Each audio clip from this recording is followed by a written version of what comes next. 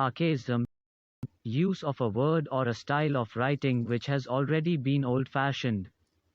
For example, Lord, thou hast examined me and knowest me. Thou knowest all, whether I sit down or rise up. Thou hast discerned my thoughts from afar. Thou hast traced my journey and my resting places, and art familiar with all my paths.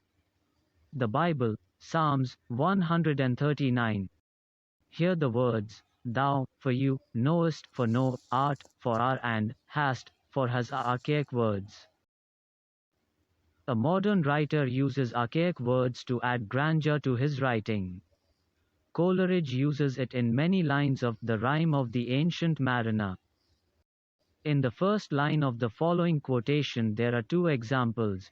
He prayeth well, who loveth well both man and bird and beast.